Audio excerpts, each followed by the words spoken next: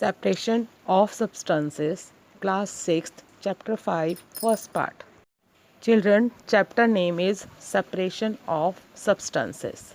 And substances, these are generally of two types, pure and impure. Pure substances. These substances are made up of one or more type of same type of particles. Particles, either they are atoms or molecules, they are same. So these substances are called pure. For example, gold, silver, oxygen. These are element. So they are pure substances. Water, carbon dioxide, methane. These are compounds. Compounds are also pure substances. Elements and compounds, they together constitute pure substances because they are made up of same type of particles. Now the topic is mixture. Substances, they can also be made up of one or more type of particles. If they are made up of one or more types of particles, then these are called mixture. Example, if all the dry fruits are mixed together in any plate, then it is a mixture of dry fruits. And if different types of dals they are mixed together, then it is called mixture of dal. So they are contain more than one type of component. The third example, this is of air.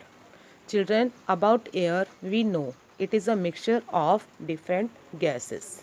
Now different types of substances present in a mixture. So these are called components or constituents of the mixture.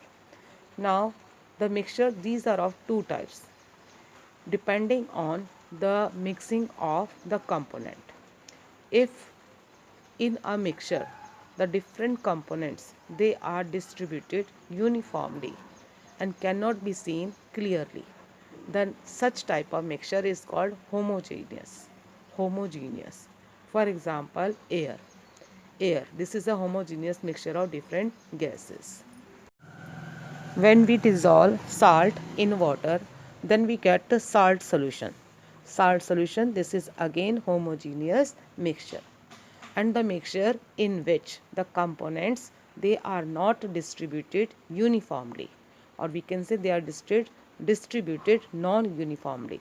Such mixture is called heterogeneous mixture. For example, mixture of oil and water. When oil and water they are mixed together, then the oil form the top layer, water form the bottom layer, and they can be seen clearly. Such mixture is called heterogeneous mixture.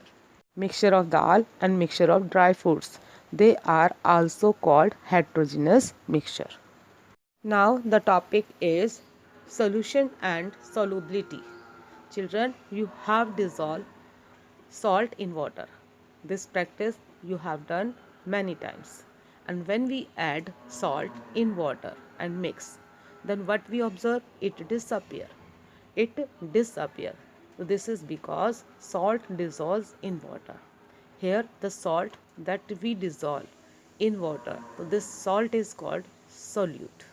And water, the substance in which the solute dissolve, it is called solvent. Now the resulting mixture, that is the salt solution, so this is called a solution. All substances they don't dissolve in water. Some substances when they mix with water and stir, then they disappear. Such substances are called soluble substances. Substances that dissolve in water completely, they are called soluble substances. Substances such as sugar, salt and glycerin. Glycerin, children, you know it is a liquid. They are soluble in water. And substances that don't dissolve in water, so they are called insoluble substances. Substances such as sand, chalk powder and oil, these are insoluble in water. Children, by this we understand what are soluble and insoluble substances. Now, what happens when we keep on adding more and more salt to water while stirring it? Is it continuously dissolving or stop dissolving? Now, children, we have observed that a stage will be reached when no more salt can be dissolved in water. At this stage, the solution this is said to be saturated. Saturated solution. A saturated solution is that in which no more salt can be dissolved. No more solute can be dissolved. Now it is possible to dissolve more solute in a saturated solution when we heat it. Upon heating, or in other words, it can be said that solubility of a solute in a given solvent, this increases with heat. Now the tendency of a solute to dissolve in a given liquid at a given temperature, it is called solubility. Now, solubility of a substance in hot water is more than in cold water. Factors that increase the solubility of a solute in a solvent, these are: increase the temperature of the solvent, increase in amount of solvent, or by stirring. So by stirring, by increasing the amount of solvent and by increasing the temperature of the solvent, we can increase the solubility of a solute in a solvent. The topic is separation of substances. Now few substances are used in their pure form and hence separation of mixture this is necessary. The separation of component in the mixture this is necessary. First point is to obtain useful component from the mixture, because we want some useful component from the mixture, like tea from the mixture of tea leaves and tea. Second is to remove impurities or unwanted materials from the mixture. If we want to remove unwanted materials from the mixture, so we want separation of substances. Now the real world.